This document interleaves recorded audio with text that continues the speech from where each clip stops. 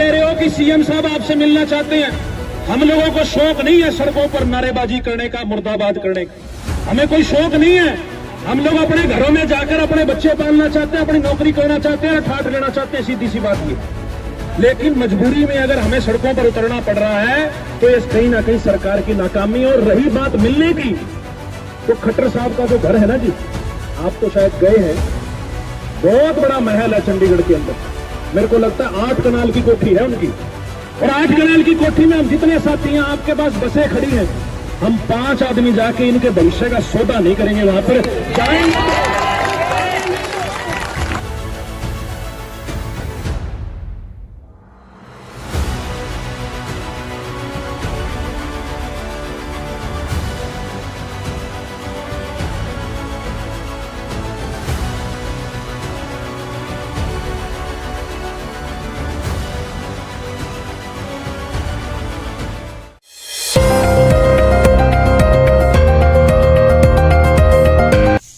दोस्तों नमस्कार, आप देख रहे हैं पीपीटी न्यूज और मैं हूं आपके साथ संजय रामफल। बने रहें हमारे साथ, देखते रहें पीपीटी न्यूज।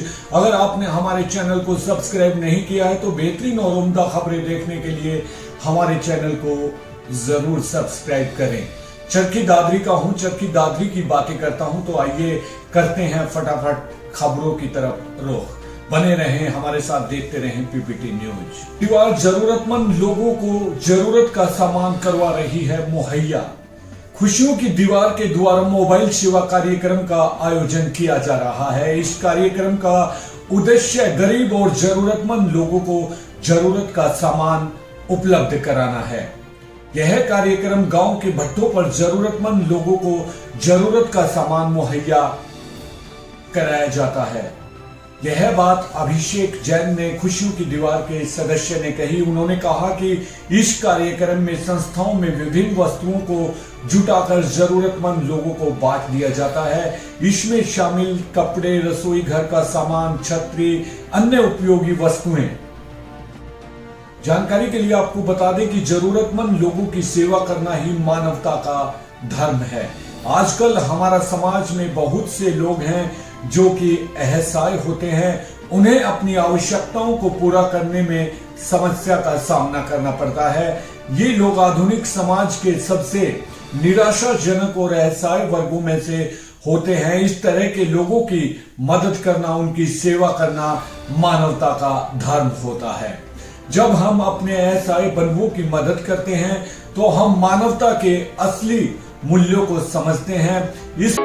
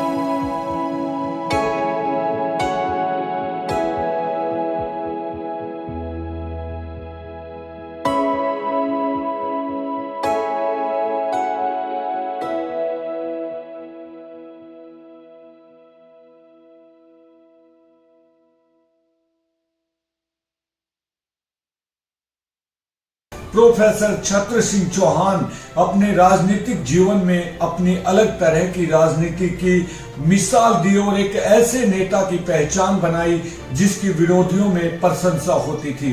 पूर्व शिक्षा एवं पर्यटन मंत्री प्रोफेसर रामविलास शर्मा ने कहा कि पूर्व विधानसभा स्पीकर प्रोफेसर छत्र सिंह चौहान बहुत ही मिलनसार व उच्च विचारों के व्यक्ति थे। किसी भी मनुष्य द्वारा अपने जीवन काल में किए गए कार्यों की बदौलत उनके चले जाने के बाद याद किया जाता है। यही कारण है कि पूर्व विधायक स्पीकर प्रोफेसर छत्र सिंह चौहान इस दुनिया में नहीं है, फिर भी उनके जीवन काल में उनके द्वारा किए गए कार्यों की बदौलत उन्हें याद किया जा रहा है। उनके निधन से हुई क्षति को पूरा नहीं किया जा सकता। उन्होंने शोक संतप्त परिवार के सदस्यों के प्रति हार्दिक संवेदना व्यक्त की और दिवंगत आत्मा की शांति के लिए भी प्रार्थना की। शहीद दलबीर मॉडल संस्कृति senior secondary school Charkhi Dadri के प्रांगण में जिला कार्यक्रम अधिकारी गीता सारंग की अध्यक्षता में स्कूली बच्चों को सुरक्षा के प्रति जागरूक करने के लिए स्कूल सेफ्टी प्रोग्राम कार्यक्रम का आयोजन किया गया। जिला बाल संरक्षण, महिला बाल विकास विभाग और शिक्षा विभाग के संयुक्त तत्वाधान में यह प्रोग्राम आयोजित किया गया। आयोग के सदस्यों द्वारा बच्चों को उनके अधिकार एवं सुरक्षा एक्ट के बारे में विस्तार से बताया। स्कूल सेफ्टी जागरूकता कार्यक्रम के दौरान जिला शिक्षा अधिकारी कृष्णा फोगाट द्वारा बच्चों को स्कूल सेफ्टी विषय पर विस्तार से जानकारी दी गई। इस अवसर पर विद्यालय में पेंटिंग, चित्रकला और पोस्टर प्रतियोगिता का आयोजन किया गया। पेंटिंग, पोस्टर तथा चित्रकला प्रतियोगिता में प्रथम, द्वितीय व तृतीय स्थान पर रहे प्रतिभागियों के मुख्य अतिथि द्वारा इनाम वितरित किए गए। इस प्रतियोगिताओं का मुख्य विषय बच्चों के अधिकार, सुरक्षा एवं पॉक्सी एक्ट रहा। दिल्ली के ताल कटोरा स्टेडियम में 15 से 17 दिसंबर तक आयोजित ऑल इंडिया सिविल सर्विस तैराकी प्रतियोगिता 2023-24 में गांव मोरी के निवासी जगत डूडी ने 3 मेडल हासिल कर चरखी दादरी जिले का हरियाणा प्रदेश में नाम गौरवान्वित कर दिया है। यह जानकारी जगत डूडी के पिता अमरजीत डूडी, ताऊ महावीर डूडी इत्यादि ने देते हुए बताया कि दिल्ली में 3 दिवसीय ऑल इंडिया 2023-24 प्रतियोगिता में जगत डूडी ने बेहतरीन प्रदर्शन करते हुए 1 गोल्ड और 2 सिल्वर पदक हासिल किए हैं, जिस पर खेल विभाग के उप निदेशक लोकपाल ने मेडल पहनाकर जगत डूडी को सम्मानित किया। गौरतलब है कि जगत डूडी वर्तमान में खेल विभाग दिल्ली सरकार की तैराकी कोच के पद पर अपनी सेवाएं दे रहे हैं तथा इससे पूर्व जगत ने राज्य और राष्ट्रीय स्तर पर अनेकों पद हासिल कर हरियाणा प्रदेश का नाम राष्ट्रीय स्तर पर रोशन किया है तथा तैराकी में अपने नाम की छाप छोड़ी है। साथ साथ अपने अच्छे प्रदर्शन के बलबूते पर वे ओवरऑल तैराकी चैंपियनशिप का खिताब भी जीत चुके हैं। जगत डूडी के 3 पदक जीतने पर चरखी दादरी के विधायक सोमवीर सांगवान आदि गणमान्य नागरिकों ने बधाई देकर उसके उज्जवल भविष्य की कामना की है। एडवोकेट अजीत नंबरदार ने किया नवयुक्त बार एसोसिएशन के प्रधान एडवोकेट नसीब राणा का स्वागत। जानकारी के लिए आपको बता दें कि सोमवार को सावट निवासी अजीत सिंह नंबरदार ने कोर्ट कॉम्प्लेक्स में बार एसोसिएशन के नवयुक्त प्रधान एडवोकेट नसीब राणा को सरदार भगत सिंह की प्रतिमा भेंट कर सम्मानित किया तथा बार एसोसिएशन प्रधान बनने पर स्वागत किया और जीत की बधाई दी। इस बार एसोसिएशन के प्रधान नसीब राणा ने कहा कि अधिवक्ताओं ने मुझ पर जो विश्वास जताकर पदभार सौंपा है उससे मैं खरा उतरने की कोशिश और जिम्मेदारियों का कर्तव्य निष्ठा व ईमानदारी से निर्वहन करूंगा। किसी से भेदभाव नहीं करूंगा, अधिवक्ताओं के हितों के लिए कार्य करूंगा। हर बार एसोसिएशन के दिन रात मेहनत करते हुए सुविधा मुहैया कराने का भरसक प्रयास करूंगा। दादरी जिला बनने के बाद से ही यहां के समस्त नागरिकों द्वारा प्रदेश सरकार व संबंधित विभाग के समक्ष मुख्यालय पर जल्द से जल्द राजकीय महाविद्यालय सहित मेडिकल कॉलेज को बनाने की मांग उठाई जा रही थी। स्वयं प्रदेश सरकार व मुख्यमंत्री ने मेडिकल कॉलेज की घोषणा बजट के माध्यम से चरखी दादरी जिला मुख्यालय के लिए की थी, जिसके बाद ये दोनों सुविधाओं को धरातल पर सभी तक पहुंचाने हेतु विधायक सोमवीर सांगवान द्वारा नागरिकों की भावनाओं के अनुरूप लगातार आवाज बुलंद की गई है। उन्होंने मुख्यमंत्री कार्यालय सहित विधानसभा के पटल पर भी इन दोनों विषयों की पुरजोर वकालत की, जिसके बाद आखिरकार अभी इन दोनों के निर्माण का मार्ग साफ हो गया है।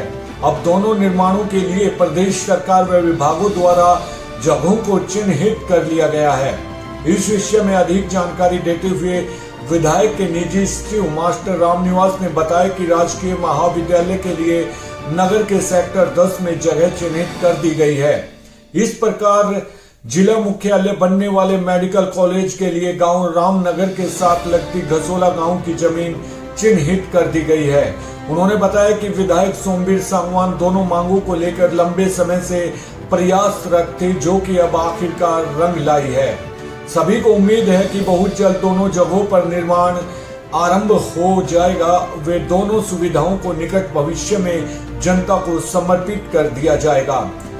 साइबर ठगी के महारथी इंटरनेट व आधुनिक तकनीकी के मोबाइल के जरिए लगातार अनजान उपभोक्ताओं को अपनी चालों के जरिए ठगते हैं। इससे बचने के लिए किसी भी प्रकार के अनजान लिंक पर क्लिक न करें, ऐसा करना खतरनाक साबित हो सकता है। अपना bank detail, password, pin, OTP आदि किसी भी हालात में किसी को न दे, वरना इसके जरिए न सिर्फ उसका बैंक बैलेंस खाली हो सकता है, साथ में ही वो बड़ी मुसीबत में भी पड़ सकता है।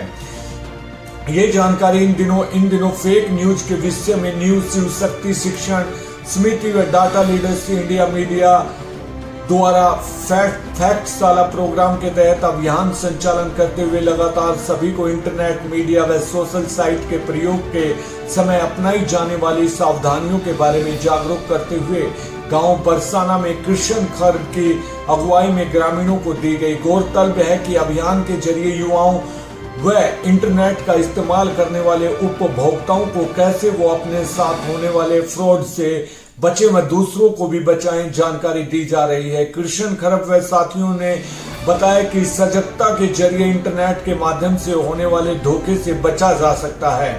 इंटरनेट का गलत प्रयोग जीवन में तबाह व बर्बाद कर सकता है, ऐसे में इसे प्रयोग करते वक्त अत्यंत सजग रहना जरूरी है। उन्होंने बताया कि वर्तमान में केवल किसी अनजान लिंक पर केवल क्लिक करना ही काफी है, क्योंकि साइबर शातिरों द्वारा अब ऐसे तरीके इजाद कर लिए गए हैं जिनके जरिए उन्हें कई बार किसी OTP तक की जरूरत नहीं पड़ती, केवल उनके भेजे गए लिंक पर ही क्लिक करना ही काफी होता है। ऐसे में अगर किसी प्रकार की प्रतियोगिता का इनाम जीतने में जिसमें कि उन्होंने हिस्सा ही नहीं लिया हो आदि के मैसेज आए तो पूरी तरह से उन्हें अनदेखा कर दें। किसी भी हालात में अपनी कोई गोपनीय जानकारी न दें। इसके अलावा अगर फ्रॉड होता है तो तुरंत इसकी सूचना पुलिस व साइबर सेल संबंधित नंबर 1930 व बैंक में भी दें।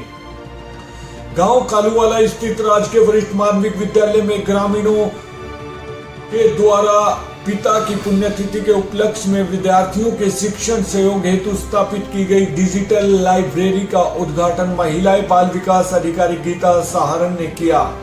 इस दौरान बतौर मुख्य अतिथि DPC जलधीर ने शिरकत की।